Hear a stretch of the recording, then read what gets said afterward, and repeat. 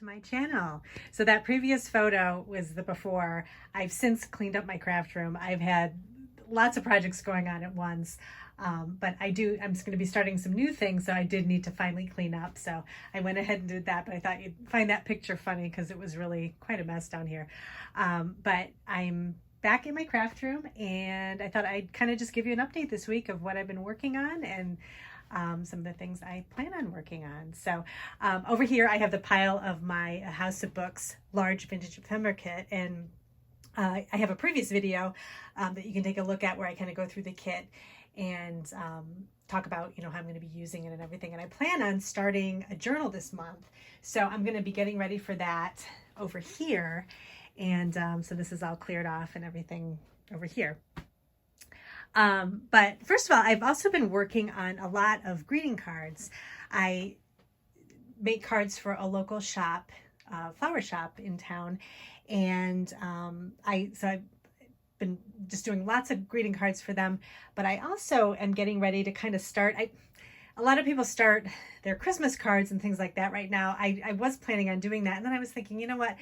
Maybe I'll just start with fall and then kind of move into Christmas. So, because I have so many cute fall stamps. And so I thought I'd make a few fall greeting cards. And, a lot of times people don't send, specific fall cards for things. But I was thinking, I wanted to kind of show you what my fall stamps look like. I was thinking of just making, you can make cards that are like just a note or hi friend or something like that, and then just have it as a fall theme. You don't have to necessarily say happy autumn or happy, acorn picking or whatever.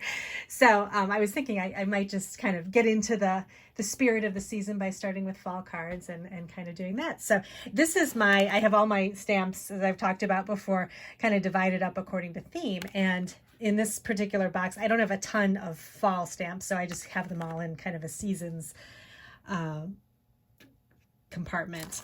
So let's see, I think they're in the back here, and they're kind of getting crowded in here. So I have a ton of Lawn Fawn. Lawn Fawn has really cute fall stamps. I haven't bought anything new this year. This one is super old. I've got this pumpkin one, but I actually still use this because it's cute. The pumpkins are nice and round and cute. And then these little, Lawn Fawn always has the cute little food that has faces, and so it has the little pie and the little drumstick. I thought that's cute too. And this apple bushel is really cute too, so I'll definitely be using that. Let's see, more Lawn Fawn. Paper Tray Ink also has some nice Thanksgiving things. My favorite things too, they've got some nice fall stamps. So, and also Technique Tuesday. These are nice kind of bold designs, and I think that's everything. It's pretty much everything I have for fall. Yeah, that's pretty much it. But, it's kind of all you need. And I do have some dies, some kind of frame dies and some stencils that have fall leaves too. So, if you're looking for something for fall, you can just kind of, type it in the search engine, like in scrapbook.com or something. There's usually some cute things that'll come up. So I'm going to be working on those cards. I also talked a little bit about how my ring light broke and I had to get a new one. And I was kind of, I bought two of them and they weren't bright enough. And I finally ended up with the perfect ring light. And it actually ended up being, I think it's the same brand as my previous one, my original one that I was using. That one lasted about 1.5 years. It's hard to tell when you're looking on Amazon the type of light you're getting. I'm kind of looking at the number of bulbs because it's an LED ring light. But anyway, I finally settled on this one, and let me show it to you from the front. So I have it kind of set up over my desk here because I like to use it as a work light as well as extra lighting for my videos. So I chose a 14-inch size. You can go smaller or you can actually go larger. I don't know how a larger one would work. I don't know if it would be too big, so I've never tried that, but the 14-inch one seems to be good. And so this is 14 inches in diameter. And I'll put a link to the light I'm using, but let me turn it on and I'll show you the brightness of it.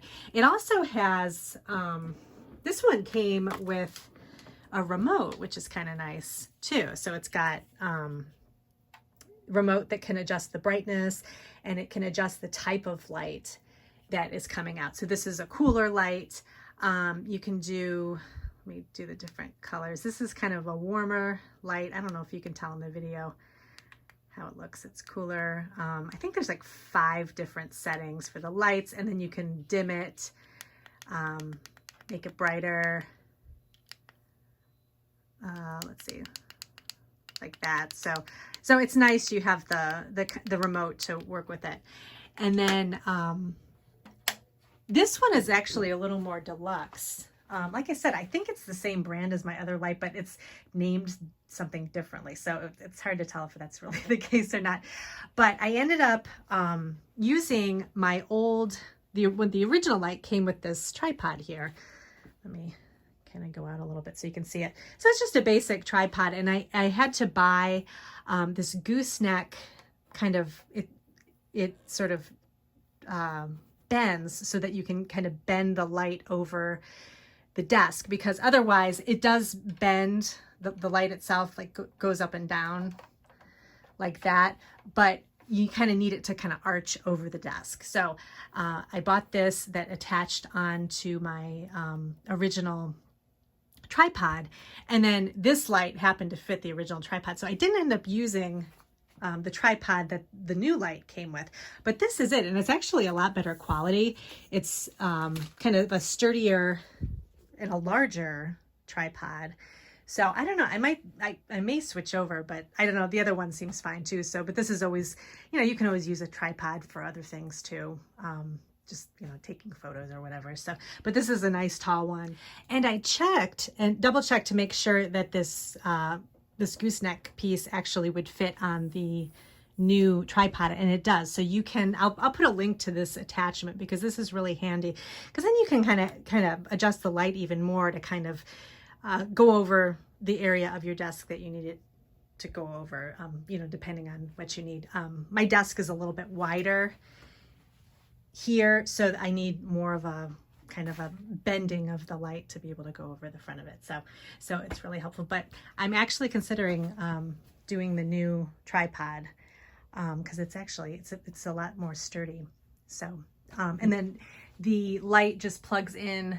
I have my outlets are in the ceiling here, so, but the light has a cord that plugs in, and you can just you plug it in, and then you know, you can use the remote, or you know, just use the toggle switch. And I think that was the original reason why my first light went out, was I think the toggle switch stopped working. So I think it's nice to have the remote, because then you're not using the switch so much. It also came with a carrying case too, and it's got also a phone attachment, so you can do, you know, you can attach your phone to it. You just put it up in here in the light, and then your phone can go right in here, and so you can film and then have the light over your phone.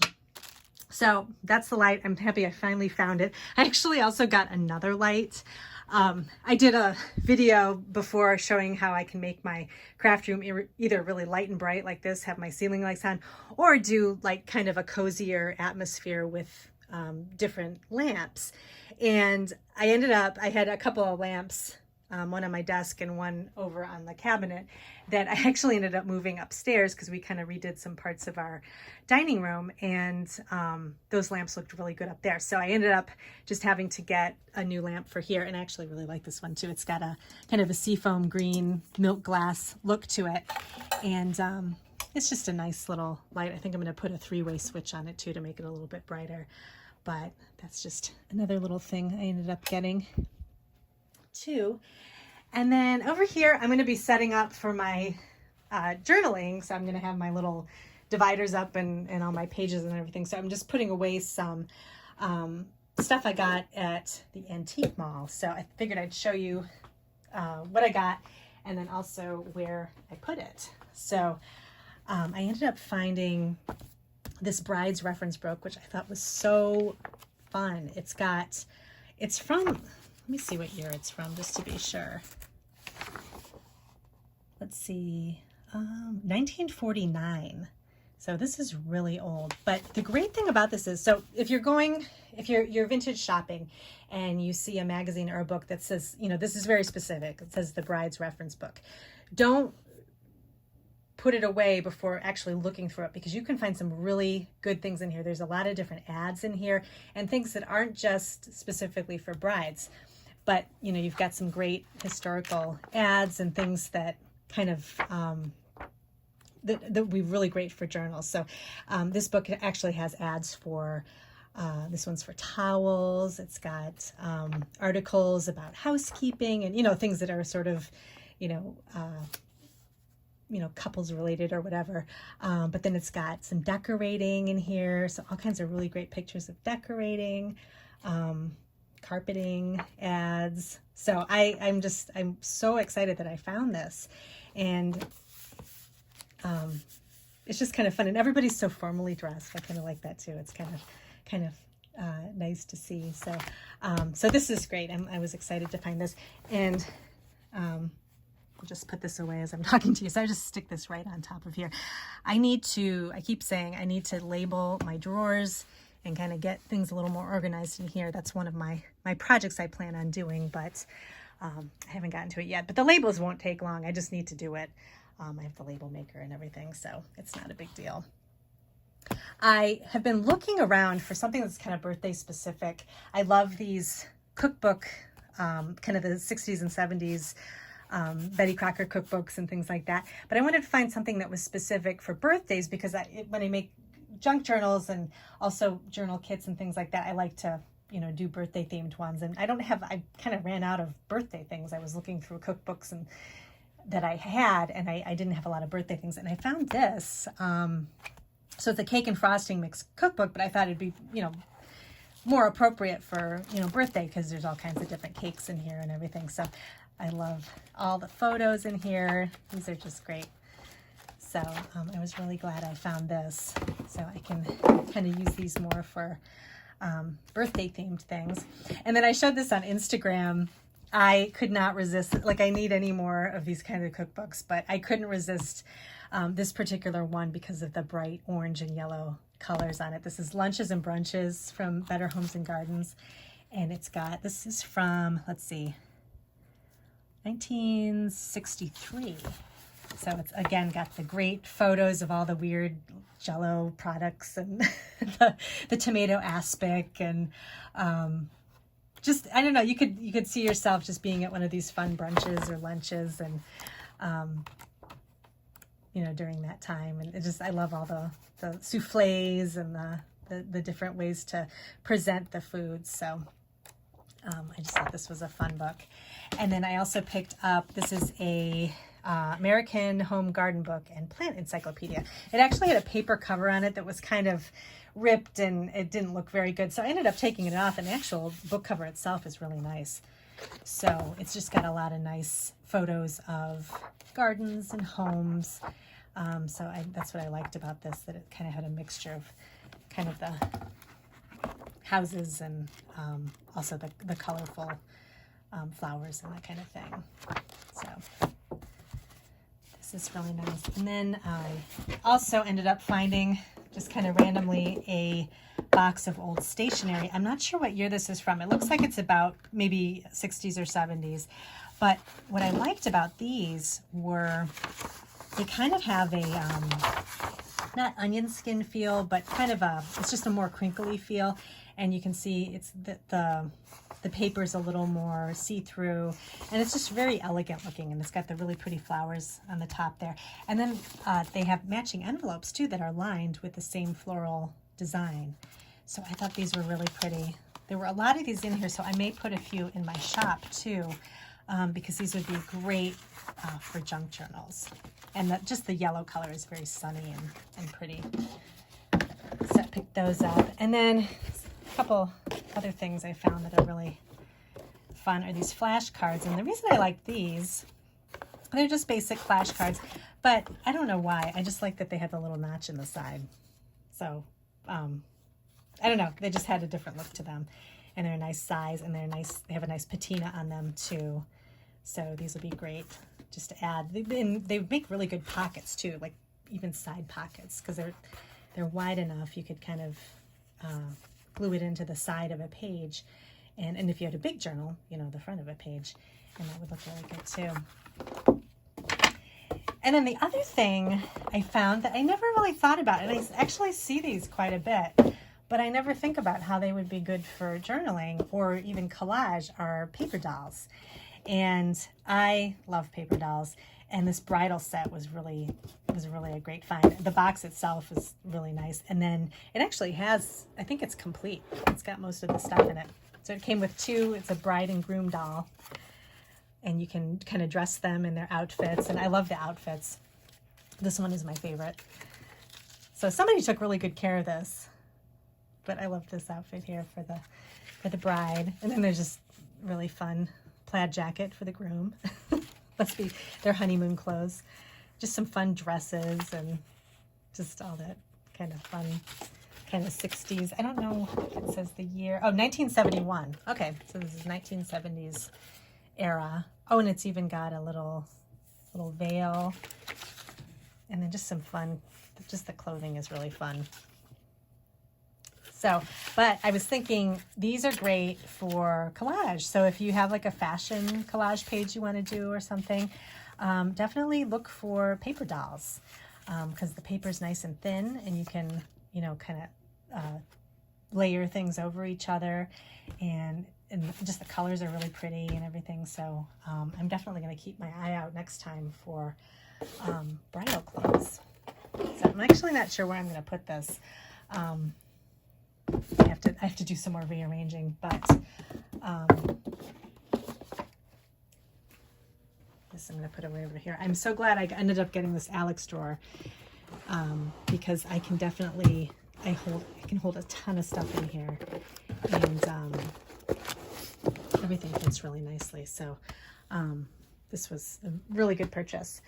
So that's pretty much it for this week. I'm just going to be kind of getting ready to start my journal. I haven't decided yet if I'm going to use, I got a couple of different book covers from the House of Books vintage ephemera kit. I got this one, which I really like, but then I got a really nice piece of floral fabric that I'm thinking I might just use to cover, cover the book cover and make kind of a fall themed journal. So I haven't decided on that yet. I also have a couple other book covers that are kind of waiting to become journals too. So I don't know, we'll see, but I definitely have a lot to work with that. So stay tuned for videos on that, kind of showing everything. And if you want to know kind of where to see different things that I show, if you follow me on Instagram, I mainly show projects.